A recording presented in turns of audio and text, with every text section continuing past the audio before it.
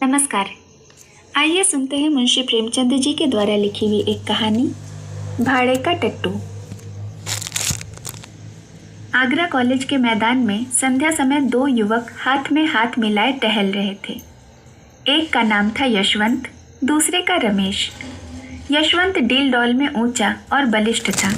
उसके मुख पर संयम और स्वास्थ्य की कांति झलकती थी। रमेश छोटे कद का, इकहरे बदन का, तेजहीन और दुर्बल आदमी था। दोनों में किसी विषय पर बहस हो रही थी। यशवंत ने कहा, मैं आत्मा के आगे धन का कुछ मूल्य नहीं समझता। रमेश बोला, बड़ी खुशी की बात है। यशवंत, हाँ देख लेना, तुम ताना मार रहे हो, लेकिन मैं दिखला दूंगा कि धन को मैं कितना तुच्छ समझता हूँ।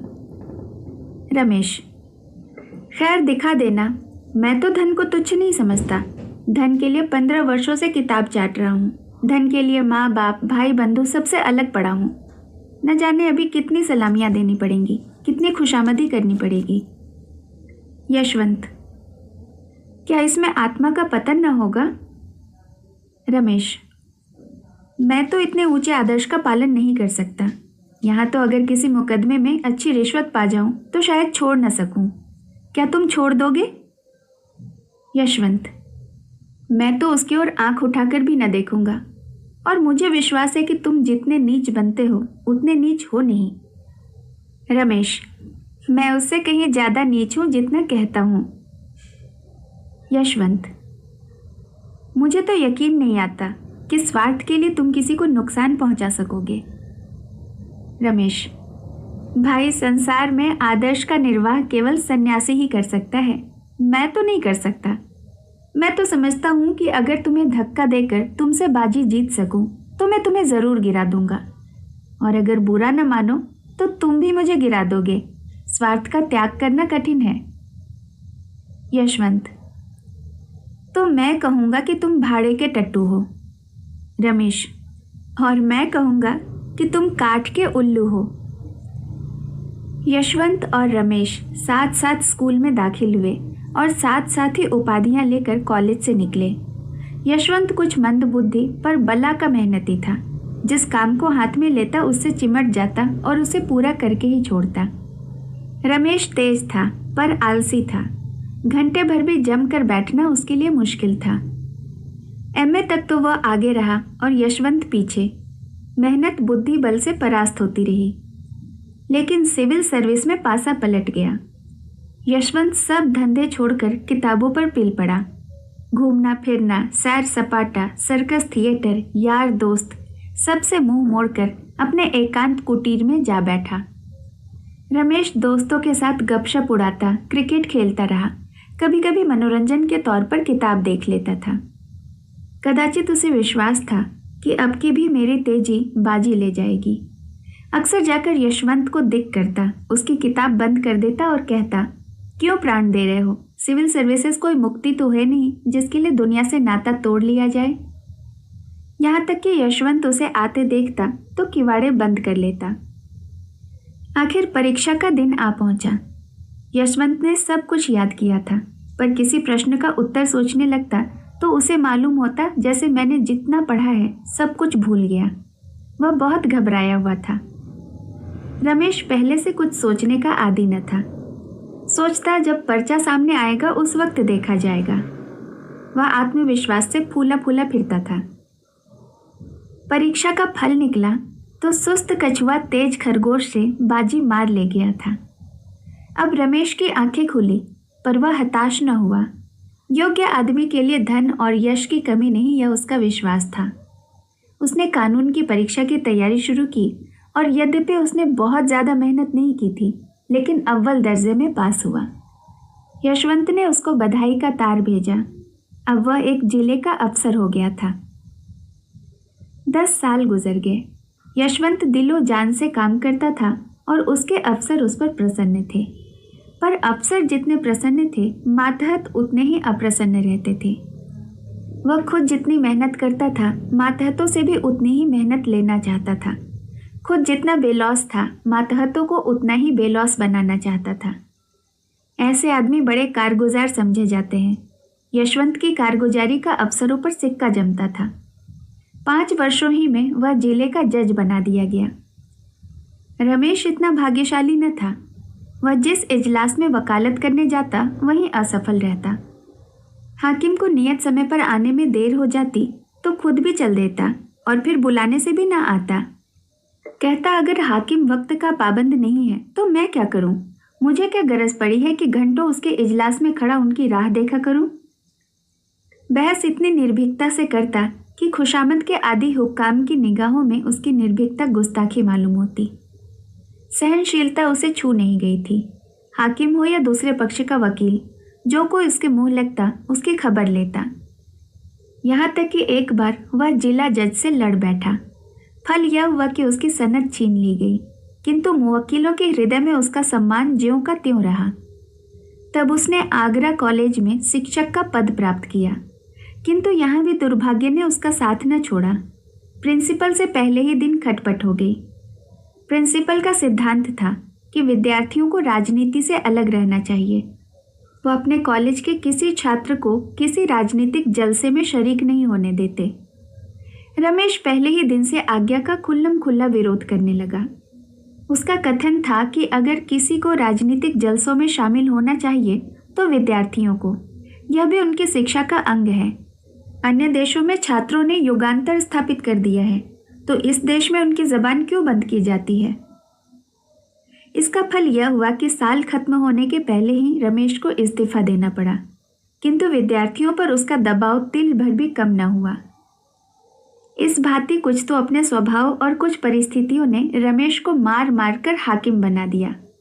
पहले मुवक्किलों का पक्ष लेकर अदालत से लड़ा, फिर छात्रों का पक्ष लेकर प्रिंसिपल से रार मोल ली और अब प्रजा का पक्ष लेकर सरकार को चुनौती दी। वह स्वभाव से ही निर्भीक, आदर्शवादी, सत्यभक्त तथा आत्माभिमानी था। ऐसे प्राणी के लिए प्रजा सेवक बनने के सिवाय और उपाय ही क्या था? समाचार पत्रों में वर्तमान परिस्थिति पर उसके लेख निकलने लगे। उसकी आलोचनाएं इतनी स्पष्ट, इतनी व्यापक और इतनी मार्मिक होती थीं कि शीघ्र ही उसकी कीर्ति फैल गई। लोग मान गए कि इस क्षेत्र में एक नई शक्ति का उदय हुआ है। अधिकारी लोग उसके लेख पढ़कर तिलमिला उठते थे। उसका निशाना इतना ठीक बैठता था कि उससे बचकर निकलना असंभव था। अतिशयोक्तियां तो उसके सिर पर से सनसनाती हुई निकल जाती थी। उनका वे दूर से तमाशा देख सकते थे। अभिज्ञताओं की वे उपेक्षा कर सकते थे। ये सब शस्त्र उनके पास पहुंचते ही न थे, रास्ते में ही गिर पड़ते थे।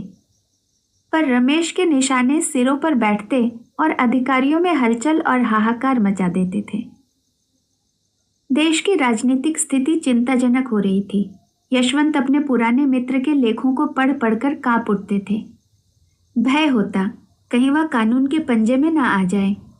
बार बार उसे संयत रहने की ताकीद देते, बार बार मिन्नतें करते कि अपनी कलम को जरा और नरम करो, जानबूझकर क्यों विषधर कानून के मुंह में अंगुली डालते हो। लेकिन रमेश को नेतृत्व का नशा चढ़ा हुआ था। वह इन पत्रों का जवाब तक न देता था। 5वें साल यशवंत आगरे जिले का जज हो गया। देश की राजनीतिक दशा चिंताजनक हो रही थी। खुफिया पुलिस ने एक तूफान खड़ा कर दिया था। उसकी कपोल कल्पित कथाएं सुन सुनकर हुक्कामों की रूह फना हो रही थी।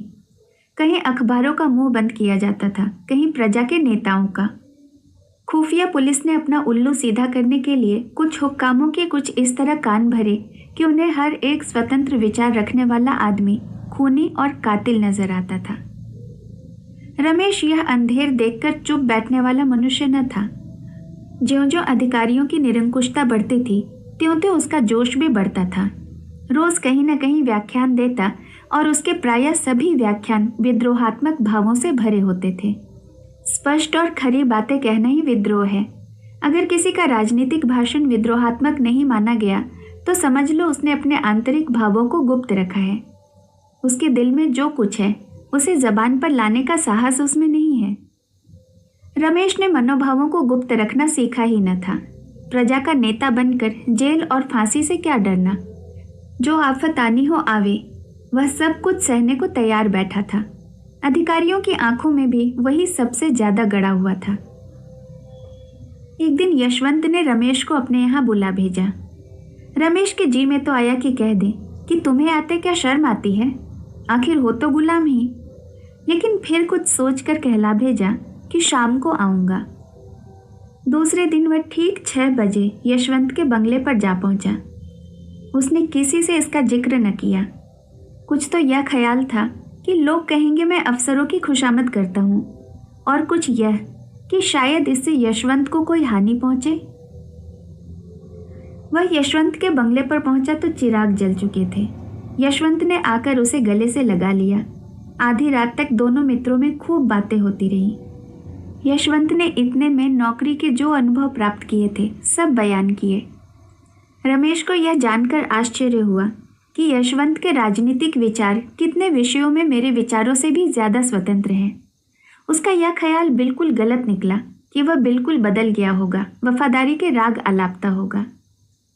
रमेश ने कहा, भले आदमी, जब इतने जले हुए हो तो छोड़ क्यों नहीं देते नौकरी, और कुछ न सही अपनी आत्मा की रक्षा तो कर सकोगे। यशवंत, मेरी चिंता पीछे करना, इस समय अपनी चिंता करो। मैंने तुम्हें सावधान करने को बुलाया है।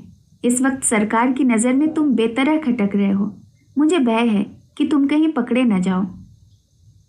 रमेश, इसके लिए तो तैयार ही बैठा हूँ। यशवंत, आखिर आग में कूदने से लाभ ही क्या। रमेश, हानि लाभ देखना मेरा काम नहीं, मेरा काम तो अपने कर्तव्य का पालन करना है। यशवंत, हठी तो तुम सदा के हो, मगर मौका नाजुक है, संभले रहना अच्छा है। अगर मैं देखता कि जनता में वास्तविक जागृति है तो तुमसे पहले मैं मैदान में आता, पर जब मैं देखता हूँ कि अपने मरे ही स्वर्ग देखना है तो आगे कदम रखने की हिम्मत नहीं पड़ती। दोनों दोस्तों ने देर तक बातचीत की। कॉलेज के दिन याद आए। सहपाठियों के लिए कॉलेज की पुरानी स्मृतियां मनोरंजन और हास्य का अविरल स्रोत हुआ करती हैं। अध्यापकों पर आलोचनाएं हुई, कौन कौन साथी क्या क्या कर रहा है इसकी चर्चा हुई। बिल्कुल यह मालूम होता था कि अब भी दोनों कॉलेज के छात्र हैं, गंभीरता नाम को भी न थी। रात ज्यादा हो गई। भोजन करते करते 1 बज गया। यशवंत ने कहा, अब कहाँ जाओगे, यहीं सो रहो, और बातें होंगी, तुम तो कभी आते भी नहीं। रमेश तो रमते जोगी थे ही, खाना खाकर बातें करते करते सो गए। नींद खुली तो 9 बज गए थे। यशवंत सामने खड़े मुस्कुरा रहे थे। इसी रात को आगरे में भयंकर डाका पड़ गया। रमेश 10 बजे घर पहुंचे तो देखा कि पुलिस ने उनका मकान घेर रखा है। इन्हें देखते ही अफसर ने वारंट दिखाया। तुरंत घर की तलाशी होने लगी। मालूम नहीं क्यों कर रमेश के मेज की दराज में एक पिस्तौल निकल आया। फिर क्या था, हाथों में हथकड़ी पड़ गई। अब किसे उनके डाके में शरीक होने से इनकार हो सकता था। और भी कितने ही आदमियों पर आफत आई। सभी प्रमुख नेता चुन लिए गए। मुकदमा चलने लगा। औरों की बात को ईश्वर जाने, पर रमेश निरपराध था। इसका उसके पास ऐसा प्रबल प्रमाण था जिसकी सत्यता से किसी को इनकार नहीं हो सकता था। पर क्या वह इस प्रमाण का उपयोग कर सकता था? रमेश ने सोचा, यशवंत स्वयं मेरे वकील द्वारा सफाई के गवाहों में अपना नाम लिखाने का प्रस्ताव करेगा। मुझे निर्दोष जानते हुए वह कभी मुझे जेल न जाने देगा। वो इतना हृदय शून्य नहीं है। लेकिन दिन गुजरते जाते थे और यशवंत की ओर से इस प्रकार का कोई प्रस्ताव न होता था, और रमेश खुद संकोचवश उसका नाम लिखते हुए डरते थे। न जाने इससे उसे क्या बाधा हो जाए। अपनी रक्षा के लिए वो उसे संकट में नहीं डालना चाहते थे। यशवंत हृदय शून्य न थे, भाव शून्य न थे, लेकिन कर्म शून्य अवश्य थे। उन्हें अपने परम मित्र को निर्दोष मारे जाते देखकर दुख होता था। कभी कभी रो पड़ते थे, पर इतना साहस न होता था कि सफाई देकर उसे छुड़ा लें। न जाने अफसरों का क्या ख्याल हो, कहीं यह न समझने लगे कि मैं भी षड्यंत्रकारियों से सहानुभूति रखता हूँ, मेरा भी उनके साथ कुछ संपर्क है। यह मेरे हिंदुस्तानी होने का दंड है। जानबूझकर जहर निकलना पड़ रहा है। पुलिस ने अफसरों पर इतना आतंक जमा दिया कि चाहे मेरी शहादत से रमेश छूट भी जाए, खुल्लम खुल्ला मुझ पर अविश्वास न किया जाए, पर दिलों से संदेह क्यों कर दूर होगा कि मैंने केवल एक स्वदेशी बंधु को छुड़ाने के लिए झूठी गवाही दी। और बंधु भी कौन, जिस पर राजविद्रोह का अभियोग है। इसी सोच विचार में 1 महीना गुजर गया। उधर मजिस्ट्रेट ने यह मुकदमा यशवंत के ही इजलास में भेज दिया। डाके में कई खून हो गए थे और मजिस्ट्रेट को उतनी ही कड़ी सजाएं देने का अधिकार न था जितनी उसके विचार में दी जानी चाहिए थी। यशवंत अब बड़े संकट में पड़ा। उसने छुट्टी लेनी चाहिए पर मंजूर न हुई। सिविल सर्जन अंग्रेज था, इस वजह से उसकी सनद लेने की हिम्मत न पड़ी। बला सिर पर आ पड़ी थी और उससे बचने का उपाय न सूझता था। भाग्य की कुटिल क्रीड़ा देखिए। साथ खेले और साथ पढ़े हुए 2 मित्र एक दूसरे के सम्मुख खड़े थे। केवल एक कटघरे का अंतर था। एक की जान दूसरे की मुट्ठी में थी। दोनों की आंखें कभी चार न होती, दोनों सिर नीचा किए रहते। यद्यपि यशवंत न्याय के पद पर था और रमेश मुलजिम, लेकिन यथार्थ में दशा इसके प्रतिकूल थी। यशवंत की आत्मा लज्जा, ग्लानि और मानसिक पीड़ा से तड़पती थी और रमेश का मुख निर्दोषता के प्रकाश से चमकता रहता था। दोनों मित्रों में कितना अंतर है। एक उदार था, दूसरा कितना स्वार्थी। रमेश चाहता तो भरी अदालत में उस रात की बात कह देता, लेकिन यशवंत जानता था रमेश फांसी से बचने के लिए भी उस प्रमाण का आश्रय न लेगा जिसे मैं गुप्त रखना चाहता हूँ। जब तक मुकदमे की पेशियां होती रहीं, तब तक यशवंत को असहाय मर्म वेदना होती रही। उसकी आत्मा और स्वार्थ में नित्य संग्राम होता रहता था। पर फैसले के दिन तो उसकी वही दशा हो रही थी जो किसी खून के अपराधी की हो। इजलास पर जाने की हिम्मत न पड़ती थी। वह 3 बजे कचहरी पहुंचा। मुलजिम अपना भाग्य निर्णय सुनने को तैयार खड़े थे। रमेश भी आज रोज से ज़्यादा उदास था। उसके जीवन संग्राम में वह अवसर आ गया था जब उसका सिर तलवार की धार के नीचे होगा। अब तक भय सूक्ष्म रूप में था, आज उसने स्थूल रूप धारण कर लिया था। यशवंत ने दृढ़ स्वर में फैसला सुनाया। जब उसके मुख से यह शब्द निकले कि रमेश चंद्र को 7 वर्ष का कठिन कारावास, तो उसका गला रुंध गया। उसने तजवीज़ मेज पर रख दी। कुर्सी पर बैठकर पसीना पोंछने के बहाने आंखों में उमड़े हुए आंसुओं को पोंछा। इसके आगे तजवीज़ उससे पढ़ी न गई। रमेश जेल से निकलकर पक्का क्रांतिवादी बन गया था। जेल की अंधेरी कोठरी में दिन भर के कठिन परिश्रम के बाद वह दोनों के उपकार और सुधार के मंसूबे बांधा करता था। सोचता मनुष्य क्यों पाप करता है, इसीलिए ना कि संसार में इतनी विषमता है। कोई तो विशाल भवनों में रहता है, किसी को पेड़ की छाह भी मयस्सर नहीं। कोई रेशम और रत्नों से मढ़ा हुआ कपड़ा पहनता है, किसी को फटा वस्त्र भी नहीं। ऐसे न्याय विहीन संसार में चोरी, हत्या और अधर्म है तो किसका दोष है? वह एक ऐसी समिति खोलने का स्वप्न देखा करता जिसका काम संसार से विषमता को मिटा देना हो। संसार सबके लिए है, उसमें सबको सुख भोगने का समान अधिकार है। न डाका न चोरी। धनी अगर अपना धन खुशी से नहीं बांट देता तो उसकी इच्छा के विरुद्ध बांट लेने में क्या पाप है? धनी उसे पाप कहे तो कहे, उसका बनाया हुआ कानून दंड देता है तो दे। हमारी अदालत भी अलग होगी। उसके सामने वे सभी मनुष्य अपराधी होंगे जिनके पास ज़रूरत से ज़्यादा सुख भोग की सामग्रियां हैं। हम भी उन्हें दंड देंगे, हम भी उनसे कड़ी मेहनत लेंगे। जेल से निकलते ही उसने इस सामाजिक क्रांति की घोषणा कर दी। गुप्त सभाएं बनने लगी, शस्त्र जमा किए जाने लगे और थोड़े ही दिनों में डाकों का बाजार गर्म हो गया। पुलिस ने उसका पता लगाना शुरू किया। उधर क्रांतिकारियों ने पुलिस का भी हाथ साफ करना शुरू किया। उनकी शक्ति दिन ब दिन बढ़ने लगी। काम इतनी चतुराई से होता कि किसी को अपराधी का कुछ सुराग न मिलता। रमेश कहीं गरीबों के लिए दवाखाने खोलता, कहीं बैंक। डाके के रुपए से उसने इलाके खरीदना शुरू किया। जहाँ कोई इलाका नीलाम होता वह उसे खरीद लेता। थोड़े ही दिनों में उसके अधीन एक बड़ी जायदाद हो गई। इसका नफा गरीबों के उपकार में खर्च होता था। तुर्रा यह कि सभी जानते थे कि यह रमेश की करामात है, पर किसी की मुंह खोलने की हिम्मत न होती थी। सभ्य समाज की दृष्टि में रमेश से ज़्यादा घृणित और कोई प्राणी संसार में न था। लोग उसका नाम सुनकर कानों पर हाथ रख लेते थे। शायद उसे प्यासों मरता देख कोई एक बूंद पानी भी उसके मुंह में न डालता, लेकिन किसी की मजाल न थी कि उस पर आक्षेप कर सके। इस तरह कई साल गुजर गए। सरकार ने डाकुओं का पता लगाने के लिए बड़े बड़े इनाम रखे। यूरोप से गुप्त पुलिस के सिद्धहस्त आदमियों को बुलाकर इस काम पर नियुक्त किया गया। लेकिन गजब के डकैत थे, उनकी हिकमत के आगे किसी की कुछ न चलती थी। पर रमेश अपने खुद के सिद्धांतों का पालन न कर सका। ज्यों-ज्यों दिन गुजरते थे उसे अनुभव होता कि मेरे अनुयायियों में असंतोष बढ़ता जाता है। उनमें जो भी ज़्यादा चतुर और साहसी थे वे दूसरों पर रौब जमाते और लूट के माल में बराबर हिस्सा न देते। यहाँ तक कि रमेश से कुछ लोग जलने लगे। वह राजसी ठाठ से रहता, लेकिन लोग कहते उसे हमारी कमाइयों को यूं उड़ाने का क्या अधिकार है। नतीजा यह हुआ कि आपस में फूट पड़ गई। रात का वक्त था, काली घटा छाई हुई थी। एक युवक ने कहा, आप बार बार मुझी को क्यों चुनते हैं? हिस्सा लेने वाले तो सभी हैं, मैं ही क्यों बार बार अपनी जान जोखिम में डालूं? रमेश ने दृढ़ता से कहा, इसका निश्चय करना मेरा काम है कि कौन कहाँ भेजा जाएगा।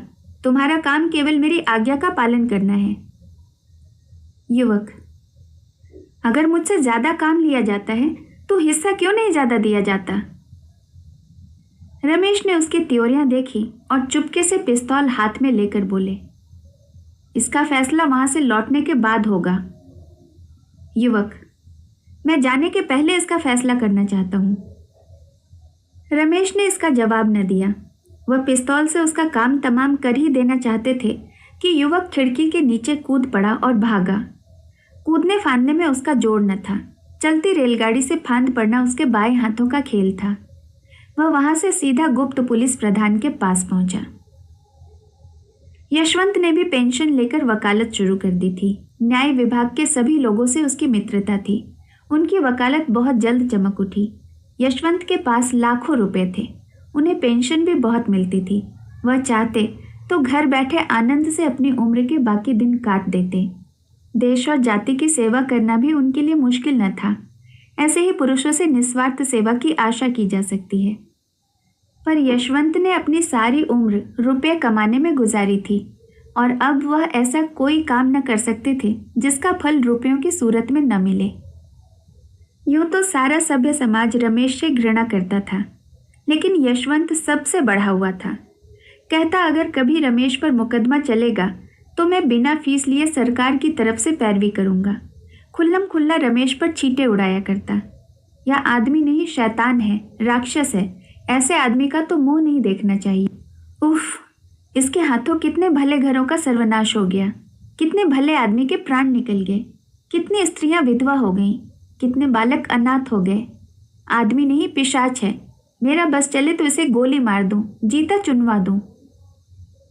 सारे शहर में शोर मचा हुआ था। रमेश बाबू पकड़े गए। बात सच्ची थी। रमेश चुपचाप पकड़ा गया था। उसी युवक ने, जो रमेश के सामने कूदकर भागा था, पुलिस के प्रधान से सारा कच्चा चिट्ठा बयान कर दिया।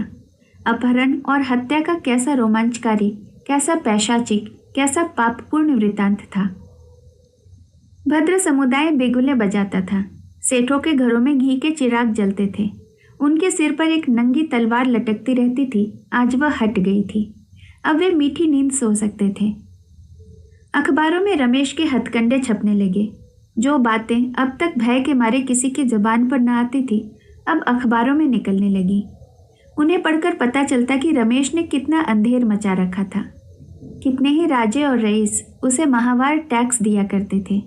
उसका पुर्जा पहुंचता, फला तारीख को इतने रुपए भेज दो। फिर किसकी मजाल थी कि उसका हुक्म टाल सके। वह जनता के हित के लिए जो काम करता, उसके लिए भी अमीरों से चंदे लिए जाते। रकम लिखना रमेश का काम था। अमीर को बिना कान पूछ हिलाए वह रकम देनी पड़ती थी। लेकिन भद्र समुदाय जितना प्रसन्न था, जनता उतनी ही दुखी थी। अब कौन पुलिस वालों के अत्याचार से उनकी रक्षा करेगा? कौन सेठों के जुल्म से उन्हें बचाएगा? कौन उनके लड़कों के लिए कला कौशल के मदरसे खोलेगा? वे अब किसके बल पर कूदेंगे? वे अनाथ थे, वही उनका अवलंब था। अब वे किसका मुंह ताकेंगे? किसको अपनी फरियाद सुनाएंगे? पुलिस शहादतें जमा कर रही थी। सरकारी वकील जोरों से मुकदमा चलाने की तैयारियां कर रहा था, लेकिन रमेश की तरफ से कोई वकील न खड़ा होता था। जिले भर में एक ही आदमी था जो उसे कानून के पंजे से छुड़ा सकता था। वह था यशवंत। लेकिन यशवंत जिसके नाम से कानों पर अंगुली रखता था, क्या उसी की वकालत करने को खड़ा होगा? असंभव। रात के 9 बजे थे। यशवंत के कमरे में एक स्त्री ने प्रवेश किया। यशवंत अखबार पढ़ रहा था। बोला, क्या चाहती हो? स्त्री, अपने पति के लिए वकील। यशवंत, तुम्हारा पति कौन है? स्त्री, वो जो आपके साथ पढ़ता था और जिस पर डाके का झूठा अभियोग चलाया जाने वाला है। यशवंत ने चौंक कर पूछा, तुम रमेश की स्त्री हो? हाँ। मैं उनकी वकालत नहीं कर सकता। स्त्री, आपको अख्तियार है। आप अपने जिले के आदमी हैं और मेरे पति के मित्र रह चुके हैं, इसलिए सोचा क्यों बाहर वालों को बुलाऊं, मगर अब इलाहाबाद या कलकत्ते से किसी को बुलाऊंगी। यशवंत, मेहनताना दे सकोगी? स्त्री ने अभिमान के साथ कहा, बड़े से बड़े वकील का मेहनताना क्या होता है? यशवंत, 3000 रुपये रोज। स्त्री, बस, आप इस मुकदमे को ले लें, मैं आपको 3000 रुपये रोज दूंगी। यशवंत, 3000 रुपये रोज? हाँ, और यदि आपने उन्हें छुड़ा लिया तो 50,000 रुपये आपको इनाम के तौर पर और दूंगी। यशवंत के मुंह में पानी भर आया। अगर मुकदमा 2 महीने भी चला तो कम से कम 1 लाख रुपए सीधे हो जाएंगे। पुरस्कार ऊपर से पूरे 2 लाख की गोटी है। इतना धन तो जिंदगी में भी जमा न कर पाए थे। मगर दुनिया क्या कहेगी? अपनी आत्मा भी तो गवाही नहीं देती। ऐसे आदमी को कानून के पंजे से बचाना असंख्य प्राणियों की हत्या करना है। लेकिन गोटी 2 लाख की है। कुछ रमेश के फंस जाने से इस जत्थे का अंत तो नहीं हुआ जाता। उसके चेले चपाड़ तो रहेंगे ही। शायद वे अब भी और उपद्रव मचाएं। फिर मैं 2 लाख की गोटी क्यों जाने दूं? लेकिन मुझे कहीं मुंह दिखाने को जगह न रहेगी। न सही, जिसका जी चाहे खुश हो, जिसका जी चाहे नाराज। ये 2 लाख तो छोड़े नहीं जाते। कुछ मैं किसी का गला तो नहीं दबाता, चोरी तो नहीं करता। अपराधियों की रक्षा करना ही तो मेरा काम है। सहसा स्त्री ने पूछा, आप क्या जवाब देते हैं? यशवंत, मैं कल जवाब दूंगा, जरा सोच लूं। स्त्री, नहीं, इतनी मुझे फुर्सत नहीं। अगर आपको कुछ उलझन हो तो साफ साफ कह दीजिए, मैं और कोई प्रबंध करूं। यशवंत को और विचार करने का अवसर न मिला। जल्दी का फैसला स्वार्थ की ओर ही झुकता है। यहाँ हानि की संभावना नहीं रहती। यशवंत, आप कुछ रुपए पेशगी दे सकती हैं? स्त्री, रुपयों की मुझसे बार बार चर्चा न कीजिए। उनकी जान के सामने रुपयों की क्या हस्ती है? आप जितनी चाहे रकम मुझसे ले लें। आप चाहें उन्हें छुड़ा न सकें, लेकिन सरकार के दांत जरूर खट्टे कर दें। यशवंत, खैर मैं ही वकील होऊंगा। कुछ पुरानी दोस्ती का निर्वाह भी तो करना चाहिए। पुलिस ने एड़ी चोटी का जोर लगाया, सैकड़ों शहादतें पेश की। मुखबिर ने तो पूरी गाथा ही सुना दी। लेकिन यशवंत ने कुछ ऐसी दलीलें की, शहादतों को कुछ इस तरह झूठा सिद्ध किया और मुखबिर की कुछ ऐसी खबर ली कि रमेश बेदाग छूट गए। उन पर कोई अपराध सिद्ध न हो सका। यशवंत जैसे संयत और विचारशील वकील का उनके पक्ष में खड़ा हो जाना ही इस बात का प्रमाण था कि सरकार ने गलती की। संध्या का समय था। रमेश के द्वार पर शामियाना तना हुआ था। गरीबों को भोजन कराया जा रहा था। मित्रों की दावतें हो रही थीं। यह रमेश के छूटने का उत्सव था। यशवंत को चारों ओर से धन्यवाद मिल रहे थे। रमेश को बधाइयाँ दी जा रही थीं। यशवंत बार बार रमेश से बोलना चाहता था, लेकिन रमेश उनकी ओर से मुंह फेर लेते थे। अब तक दोनों में एक भी बात न हुई थी। आखिर यशवंत ने एक बार झुंझला कर कहा, तुम तो मुझसे ऐसे ऐठे हुए हो मानो मैंने तुम्हारे साथ कोई बुराई की है। रमेश, और आप क्या समझते हैं कि मेरे साथ भलाई की है? पहले आपने मेरे इस लोक का सर्वनाश किया था, अब की परलोक का किया। पहले न्याय किया होता तो मेरी जिंदगी सुधर जाती, और अब जेल जाने देते तो आकबत बन जाती। यशवंत, यह तो न कहोगे कि इस मामले में कितने साहस से काम लेना पड़ा? रमेश, आपने साहस से काम नहीं लिया, स्वार्थ से काम लिया। आप अपने स्वार्थ के भक्त हैं। मैं तो आपको भाड़े का टट्टू समझता हूँ। मैंने अपने जीवन का बहुत दुरुपयोग किया, लेकिन उसे आपके जीवन से बदलने को किसी दशा में तैयार नहीं हूँ। आप मुझसे धन्यवाद की आशा न रखें। इस कहानी को सुनने के लिए आपका बहुत बहुत धन्यवाद। जल्द मिलूंगी एक नई कहानी के साथ। दोस्तों, ऐसी और भी कहानियाँ सुनने के लिए आप मेरे चैनल को ज़रूर सब्सक्राइब करें। इसके साथ लगे बेल आइकन को भी ज़रूर प्रेस करें ताकि मेरे द्वारा अपलोड की गई सारी कहानियों का नोटिफिकेशन आपको मिलता रहे।